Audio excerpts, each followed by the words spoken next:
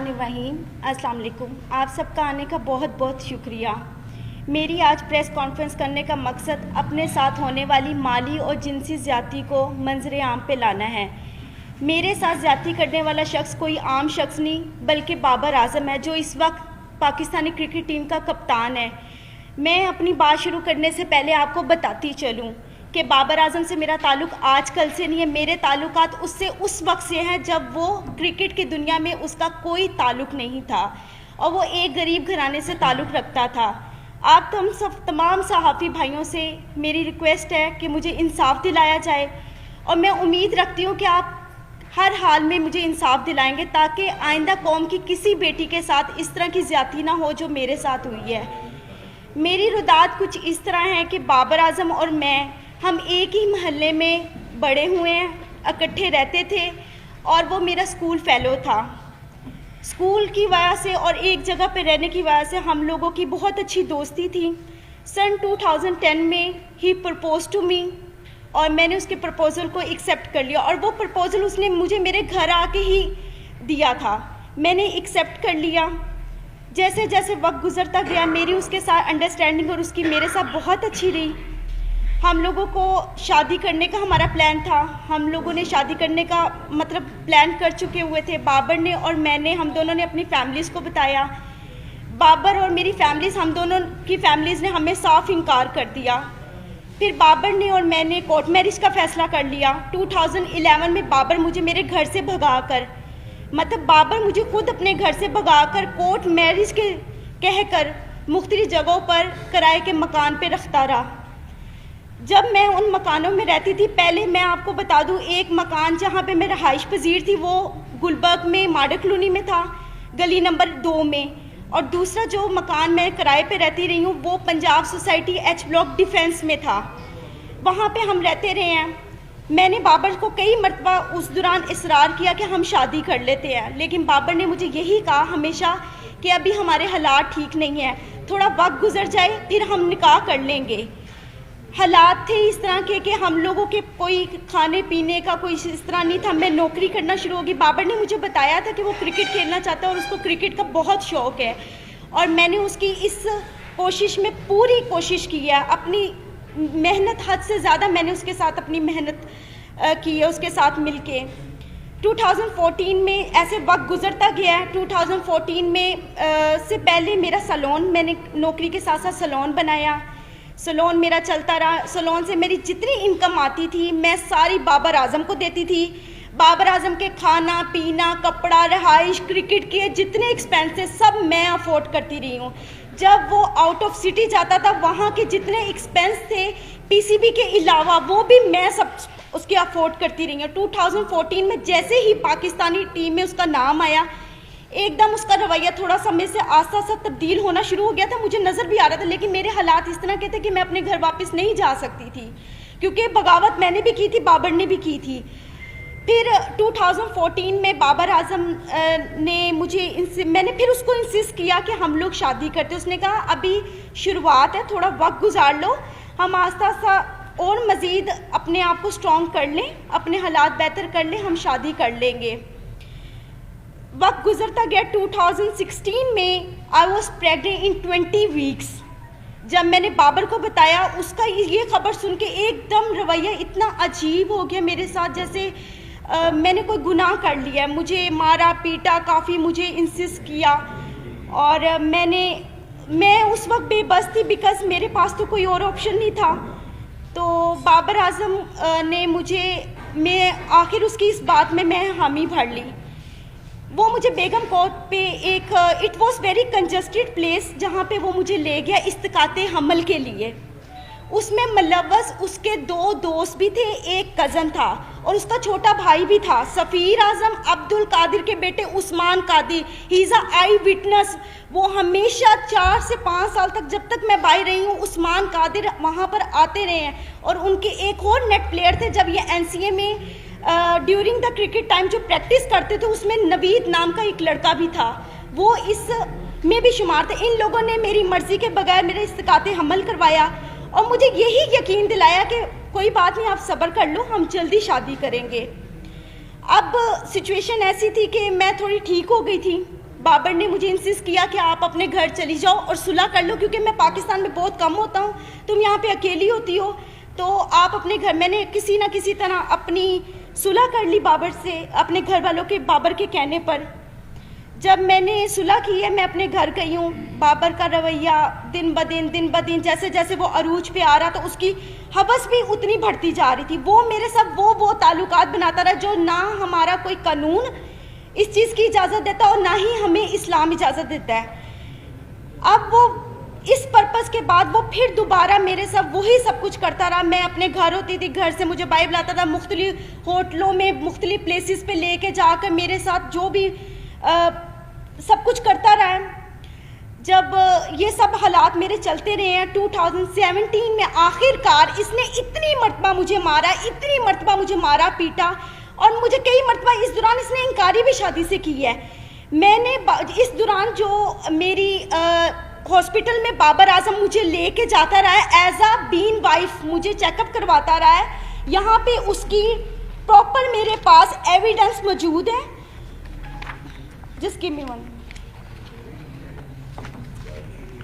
ये सब वो एविडेंस है जिस पे मेंशन है कि बाबर आजम मुझे उस हॉस्पिटल में लेकर जाता रहा, क्योंकि मेरा आईडी कार्ड नहीं था और वहाँ पे बाबर आजम की आइडेंटिटी लगती रही थी।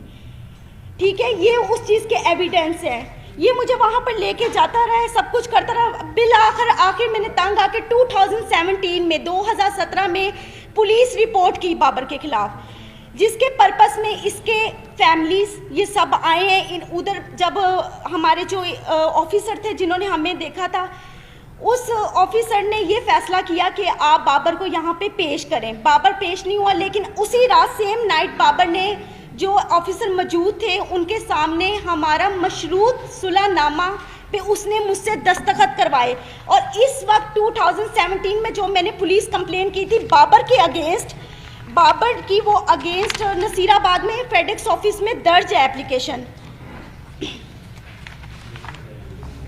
एक मिनट, वो मौजूद है। और उसके बाद बाबर ने 2017 में बाहर के मुल्क किसी में जाना था खेलने के लिए। 2017 में जब कंप्लेन के बाद बाबर ने जाना था, और हमारे यहाँ पे आई थिंक कोई PSL भी हो रहे थे, तो मैंने बाबर से सुलह सिर्फ इस वजूहात पे की थी कि बाबर मुझसे शादी करेगा, और बाबर ने मुझे खुद इस चीज़ का यकीन दिलाया था कि वो मुझसे शादी करेगा। फिर आखिरकार 2017 में इसने सडनली अपना नंबर चेंज किया। वो नंबर भी इसका PCB में इसके ऑफिशियल रजिस्टर्ड है, और जो इसका इस वक्त मौजूद नंबर है वो भी इसका ऑफिशियल नंबर मेरे पास मौजूद है, जिससे मुझे कांटेक्ट करता है, मुझे मैसेजेस करता था। और फिर उसके बाद इस तरह वक्त गुजरता गया। तकलीफ़ जो थी मैंने बर्दाश्त की। 3 साल से मज़ीद मैं बाबर आजम की इस हवस का निशाना बन रही हूँ। अब उसने आकर मुझे साफ इनकार कर दिया कि ना मैंने तुमसे शादी करनी है, ना मैं तुमसे कोई ताल्लुक़ रखना चाहता हूँ, और ना ही तुम मेरा कुछ बिगाड़ सकती हो। वो अपनी इस पावर को गलत इस्तेमाल कर रहा है। 10 साल उसने मुझे इतने बुरे तरीके से जलीलो ख्वार किया, हवस का निशाना बनाया। आज वो बिल्कुल इनकारी पे आ गया हुआ है, बिल्कुल। क्योंकि आज से 10 दिन पहले भी मैंने उसके खिलाफ पुलिस कंप्लेन की, क्योंकि 20 नवंबर को जब इसने जाना था, उससे एक दिन पहले, मैं आपको लाइव उस चीज़ के सब सबूत दिखाती हूँ। इसने मुझे कॉल की, इसने कहा अगर तुम किसी भी पुलिस के पास गई या तुमने मुझसे अब मुतालबा शादी का किया तो तुम अपनी जान से भी जाओगे, और तुम्हें यही नहीं पता कि मैं तुम्हारे साथ करूँगा, क्योंकि सारी जिंदगी उसने मुझे मारा पीटा तो वैसे बहुत ज़्यादा है। हद से ज़्यादा ज्यादती के बाद आज मैं यहाँ पे इंसाफ लेने आई हूँ। जी अच्छा, ये आप ना पिछले 10 साल की अपनी और बाबर आजम की गिरफ्तारियों की प्रेस कॉन्फ्रेंस कर रहे हैं। जी ठीक है ना, आपकी इन गिरफ्तारियों से हमारा क्या लेना देना, पहले ये क्लियर करें। देखिए, आपका लेना देना ये है कि मेरा हक है, मैं कानून के पास जा सकती हूँ। जब मैं कानून के पास गई, मैं DSP के पास गालिब मार्केट गई है, SP गालिब मार्केट ने पहले सुना है, उन्होंने मेरी उस एप्लीकेशन को ट्रांसफ़र कर दिया माडा टाउन DSP के पास। आज तक DSP ने दोबारा मुझे पूछा ही नहीं है। बाबर आजम के पास मेरे तमाम वीडियोस, मेरी हर चीज़ उसके पास मौजूद है, हर चीज़ मौजूद है। सिर्फ वो अपनी पावर दिखाना चाहता है। जहाँ जहाँ पीसीबी ने जहाँ जहाँ इनको कमरे ठहरवाए पाकिस्तान के अंदर जब ये मैचेस खेलते थे, उसके साथ वाला हमेशा कमरा मेरा हुआ है, हमेशा। वो अभी भी अपने नंबरों से मुझे कॉल्स की हैं, उसने मुझे धमकियां दी हैं, डराने की, मारने की, ये सब मौजूद है।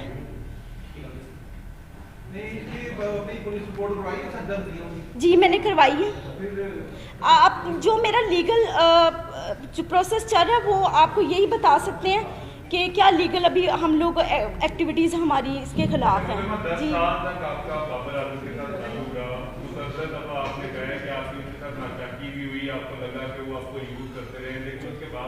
देखिए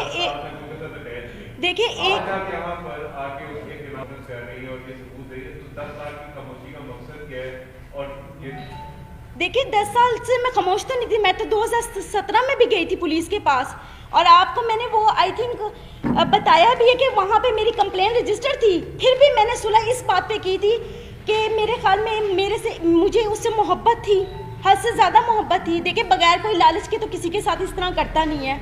लालच नहीं था मुझे सिर्फ उससे मोहब्बत थी, और वो मोहब्बत मेरी यहाँ तक आज मैंने इसको स्ट्रगल करवाया है। आज ये जो सारी मीडिया और दुनिया के सामने ये बात करता है कि मेरे फादर मेरे सब सपोर्ट है। आप किसी भी मैच में जाकर पिछले इसके मैचों में 17 से पहले जाकर आप देख सकते हैं बाबर आजम के कभी किसी भाई ने, किसी बाप ने वहां पर आकर देखा कि बाबर आजम क्या कर रहा है वहां पे? कभी भी किसी ने नहीं देखा।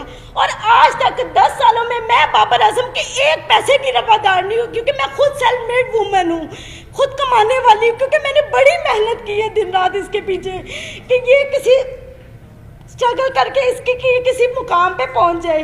No doubt he is a very brilliant player, उसने मेहनत की है, लेकिन उस मेहनत के अलावा इंसान को और भी चीज़ों की ज़रूरत होती है, मेंटली तौर पे, फिनेंशली तौर पे। सबसे बड़ा हमारा जो पॉइंट होता है वो फिनेंशली तौर पे होता है सबसे बड़ा। आज तक बाबर के हर मोबाइल, हर चीज़ का सबूत मेरे पास मौजूद है, हर चीज़। कितने को फाइनेंशियली कितनी सपोर्ट की है आपने बाबर? सर 4 साल में आप सुबह से रात तक, अगर मैं ब्यूटी पार्लर में 30,000 रुपया अर्निंग कर रही हूँ, 40,000 रुपया अर्निंग कर रही हूँ, वो सिर्फ और सिर्फ बाबर आजम के ऊपर ही जा रही है। सर करोड़ों की मलकियत होगी। 70 लाख रुपया का तो मेरे ऊपर सूद चढ़ा के ये गया था, जो मैंने आके 1 साल पहले उतारे हैं। इसको मोबाइल इंस्टॉलमेंट्स पे ले के आईफोन 4 सीरीज से लेके आईफोन 8 प्लस तक सीरीज मैंने इसको लेकर दी है। अगर आपका फाइनेंशियल तौर पे डैमेजेस देखे जाए, आपका कितने का क्लेम बनता है? सर मेरा करोड़ों रुपए का बनता है, करोड़ों रुपए का। सर देखिए बात बताऊं क्या है, अगर आप किसी के खिलाफ जाना चाहें ना, तो आप उसके प्रूफ भी इकट्ठे कर करके रखेंगे। जिस इंसान का दिल साफ हो वो वहाँ पे कीमतें थोड़ी बैठ के लिख रहा होता है। मैं आपको ये बता रही हूँ कि आज मेरा मुतालबा उससे पैसों का नहीं है, मेरा उससे मुतालबा सिर्फ और सिर्फ इस बात का है कि मेरी इतनी मेहनत का उसने मुझे क्या सिला दी है। आज जी मैंने दे दी हुई है।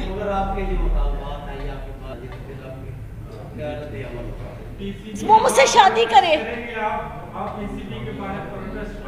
मैं करूंगी, मैं हर जगह पे जाके अब करूंगी, क्योंकि मुझे नजर आ गया कि बाबर की तरफ से मुझे साफ इंकारी है, साफ इंकारी है।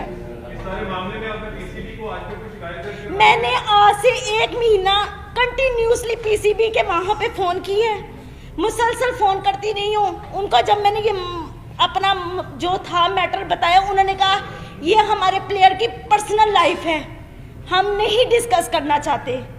मैं पुलिस के पास गई, पुलिस ने जो मेरे साथ किया वो मैंने आपको बता दिया। अगर हमारा कानून इतना स्ट्रॉन्ग हो तो आज मैं यहाँ पे आके बैठ के आप लोगों के सामने दलीलें पेश ना करूँ।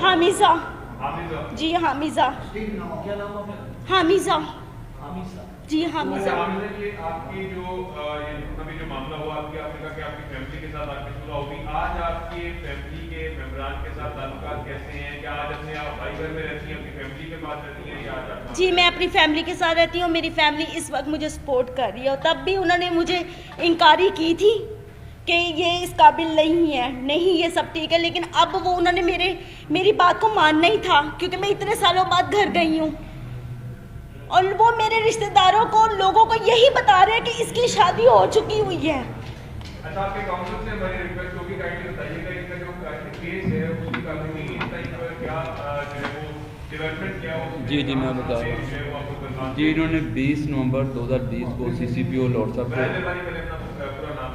जी अब्दुल समी, इन्होंने 20 नवंबर 2020 को CCPO लॉर्ड साहब को एप्लीकेशन दी है फॉर रजिस्ट्रेशन ऑफ FIR, लेकिन उस पर स्टिल कोई एक्शन नहीं हुआ था, जिसकी बाबत सेशन कोर्ट में for registration of FIR 22A की पिटीशन दायर की गई है, जिसमें 4 दिसंबर के लिए कोर्ट ने कमेंट्स तलब किए हैं मुतलका SHO नसीराबाद से, और एक दूसरी पिटीशन फाइल की है हरासमेंट की जो आबिद रज़ा खान साहब के साथ स्टिल पेंडिंग है, उसमें 5 डेट है, 5 दिसंबर की है, और एक डैमेजेस का सूट फाइल किया है इन्होंने, वो भी पेंडिंग है before court of competent jurisdiction. अभी तक तो स्टिल लीगल जैसे मुझे बड़े नाम है कि एक काफी दफा ये शब्द से निशाना भी बनाते हैं, तो क्या किसी भी एक वाकई के मेडिकल करवाया गया उसके बाद मेडिकल हो गया कुछ मालूम कि ये मेडिकल का मामला नहीं है, ये जो बेसिकली लीगल लैंग्वेज में इसको देखते हैं, ये शादी का झांसा दे के हरामकारी कह लें, वो लफ्ज़ मैं यूज़ नहीं करना चाह रहा, मेरे बान जेब नहीं दे रही। मैं सवाल ये करना चाह रहा हूँ आपसे कि बहुत दफा बाबर आजम ने इनको थप्पड़ मारे, इनके साथ इनके ऊपर तशद्दुद किया, वो इन्होंने आपने फरमाया जी। क्या एक दफा भी किसी तशद्दुद के बाद आप पुलिस वाले के पास जी मैं गई हूँ 2017 में, मैं गई हूँ 2017 में, मैंने पुलिस के पास जाके। जी बताएं सर। जी अभी आपने बाकायदा शादी नहीं की? नहीं सर। शादी नहीं सर। ये सारा अफेयर का मामला है जी। ठीक है, आपके साथ जो भी ज्यादती हुई जिस तरह से, अब वो एक स्टार है जी ठीक है। एक बात आपने देखा कि ये रखिए कि स्टार है, स्टार विवास हो गया 2 साल वो तो नहीं करेगा, आप प्रेस कॉन्फ्रेंस कर लें, एहतजाज कर लें, बस में आप जो भी आप वो नहीं करेगा, आपका चुनाव क्या करेगी सर। मैं आपका आइंदा का लाया बन के आए अपनी लाइफ का। सर वो तो स्ट्रगल है ही है, जिस तरह ज़िंदगी गुजरी वो तो मैं गुजार रही हूँ, लेकिन इस वक्त मेरा सबसे मेन पॉइंट बाबर आजम को सजा दिलवाना है। वो मेरा हक है, वो मुझसे कोई नहीं छीन सकता, वो मेरा हक है। जो ये आज तक वो मेरे साथ करता, क्योंकि वो मुझे इस्तेमाल करता रहा है, सिर्फ और सिर्फ जहाँ से बाजी में मोहब्बत का कह यहाँ तक आज मुझे लेकर आया है। आप जानते हैं बीजेपी कप्तानी से हटाया ऑफ कोर्स हटाए, क्योंकि कोई भी स्टार सिर्फ अपने ग्राउंड में छक्के और चौकों से नहीं बनता, अपने किरदार से और अपनी फितरत से बनता है। ऐसे बंदे का क्या पता कल वो पाकिस्तान को भी बेच दे, ऐसे बंदे का क्या पता है। जिस इंसान की फितरत एक औरत को लेके ऐसी है, वो किसी भी चीज पे कुछ भी कर सकता है। Thank you sir.